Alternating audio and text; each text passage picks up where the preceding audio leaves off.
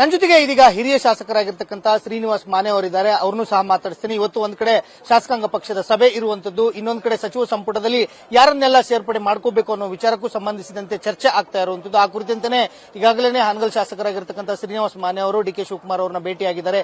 ಏನೆಲ್ಲ ಚರ್ಚೆ ಮಾಡಿದ್ರು ಅಂತ ಹೇಳಿ ಅವ್ರನ್ನ ಕೇಳೋಣ. ಸರ್, ಡಿ ಕೆ ಶಿವಕುಮಾರ್ ಅವ್ರನ್ನ ಭೇಟಿಯಾಗಿದ್ರಿ, ಏನೆಲ್ಲ ಚರ್ಚೆ ಮಾಡಿದ್ರಿ ಸರ್? ನಾನು ಮಾನ್ಯ ಡಿ ಕೆ ಶಿವಕುಮಾರ್ ಸಾಹೇಬ್ರನ್ನ ಶುಭಾಶಯಗಳನ್ನ ಕೋರಿದೆ. ಅವ್ರು ಎಲ್ಲೋ ನಾನು ಬಹಳ ಅರ್ಜೆಂಟಾಗಿ ಹೋಗಬೇಕಾಗಿದೆ, ಸ್ವಲ್ಪ ಹೊತ್ತಾದ್ಮೇಲೆ ಸಿಗ್ತೀನಿ ಅಂತ ಹೇಳಿದ್ದಾರೆ.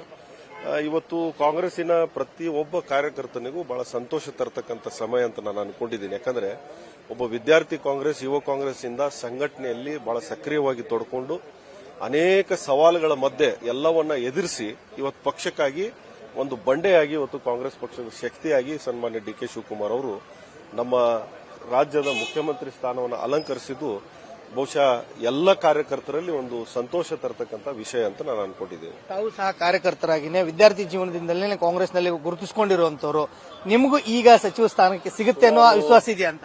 ಸುಮಾರು 30 ವರ್ಷಗಳ ಹಿಂದೆ ನಾನು ಯುವ ಕಾಂಗ್ರೆಸ್ ಸಂಘಟನೆಯಿಂದ ನನ್ನ ರಾಜಕೀಯ ಜೀವನವನ್ನು ಪ್ರಾರಂಭ ಮಾಡಿದೆ. 17 ವರ್ಷಗಳ ಕಾಲ ಈಗ ಸದನದ ಸದಸ್ಯನಾಗಿ ಕೆಲಸ ಮಾಡ್ತಾ ಇದ್ದೀನಿ. ಹಾವೇರಿಯಲ್ಲಿ 6ಕ್ಕೂ 6 ಸ್ಥಾನಗಳು ಇವತ್ತು ಕಾಂಗ್ರೆಸ್ ಗೆದ್ದಿರುವುದರಿಂದ 3 ವರ್ಷ ನಮಗೆ ಪ್ರಾತಿನಿಧ್ಯ ಸಿಕ್ಕಿಲ್ಲ ಸಚಿವ ಸಂಪುಟದಲ್ಲಿ. ಈ ಬಾರಿ ಆದರೂ ಕೂಡ ನಮಗೆ ಸಿಗ್ತದಂತಕ್ಕಂಥ ಭರವಸೆ ಇದೆ ನಮ್ಮ ಜಿಲ್ಲೆಗೆ. ಮತ್ತು ನಾನು ಕೂಡ ನಾಯಕರಲ್ಲಿ ಮನವಿ ಸಲ್ಲಿಸಿದ್ದೀನಿ, ಆಶಾದಾಯಕವಾಗಿದ್ದೀನಿ.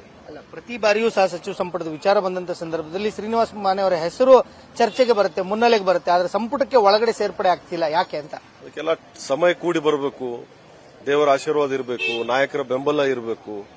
ಇವತ್ತು ಅನೇಕ ಕಾರ್ಯಕರ್ತರು ಇವತ್ತು ಬಹಳಷ್ಟು ಶುಭವನ್ನು ಹಾರೈಸುವ ಮೂಲಕ ಪ್ರಾರ್ಥನೆಯನ್ನು ಕೂಡ ಮಾಡ್ತಾ ಇದ್ದಾರೆ. ಬಹುಶಃ ಈ ಸರಿ ಆಶಾದಾಯಕವಾಗಿದ್ದೀನಿ.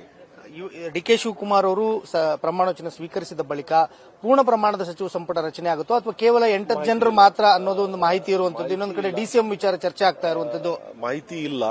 ಯಾಕಂದ್ರೆ ನಾನು ಮಾಧ್ಯಮಗಳ ಮೂಲಕ ತಿಳ್ಕೊಂಡಿದ್ದೀನಿ. ಕೆಲವೊಂದು ಕಡೆ ಮೊದಲನೇ ಹಂತದಲ್ಲಿ ಕೆಲವು ಹಿರಿಯ ಸಚಿವರನ್ನ ತಗೊಂತಾರೆ, ಆಮೇಲೆ ಪೂರ್ಣ ಪ್ರಮಾಣದ ಸಂಪುಟ ಮಾಡ್ತಾರೆ ಅಂತಕ್ಕಂಥದ್ದು ಮಾಧ್ಯಮದ ಮೂಲಕ ತಿಳ್ಕೊಂಡಿದ್ದೀನಿ.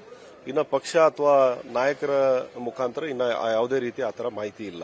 ಅಂದ್ರೆ ಯುವಕರ ಕೋಟಾದಲ್ಲಿ ಕೊಡ್ಬೇಕಂತೀರಾ, ಸಮುದಾಯವಾರ ಕೋಟಾದಲ್ಲಿ ತಮಗೆ ಸಚಿವ ಸ್ಥಾನ ಬೇಕಂತೀರಾ? ನಾನು ಸಮುದಾಯ ಆಗಲಿ ಅಥವಾ ಯುವಕರ ಕೋಟಾದಲ್ಲಿ ಆಗ್ಬೇಕಂತಕ್ಕಂಥದ್ದಲ್ಲ. ಸಂಘಟನೆಯಲ್ಲಿ ಕೆಲಸ ಮಾಡಿದ್ದೀನಿ. ಜಿಲ್ಲೆಯಲ್ಲಿ ಎಲ್ಲರನ್ನು ವಿಶ್ವಾಸಕ್ಕೆ ತೆಗೆದುಕೊಂಡು ಪಕ್ಷಕ್ಕೆ ಶಕ್ತಿ ಕೊಡ್ತಕ್ಕಂಥ ಎಲ್ಲಾ ರೀತಿಯ ಸಾಮರ್ಥ್ಯವನ್ನು ಹೊಂದಿದ್ದೀನಿ. ಅದಕ್ಕಾಗಿ ಅವಕಾಶವನ್ನು ಕೇಳ್ತಾ ಇದ್ದೀನಿ. ಇದಿಷ್ಟು ಹಿರಿಯ ಶಾಸಕರಾಗಿರ್ತಕ್ಕಂಥ ಶ್ರೀನಿವಾಸ್ ಮಾನೆ ಅವರ ಮಾತು. ಈ ಬಾರಿಯ ಸಚಿವ ಸಂಪುಟದಲ್ಲಿ ಒಂದು ಅವಕಾಶ ಸಿಗುತ್ತೆ ಅನ್ನೋ ಒಂದು ಭರವಸೆಯನ್ನು ವ್ಯಕ್ತಪಡಿಸ್ತಾ ಇದ್ದಾರೆ. ಕ್ಯಾಮರಾಮನ್ ವಿನಯ್ ಜೊತೆ ವೀರೇಶ್ ದಾನಿ, guarantee news, Bengaluru. Guarantee news, ಸುದ್ದಿ ಖಚಿತ, ನ್ಯಾಯ ನಿಶ್ಚಿತ.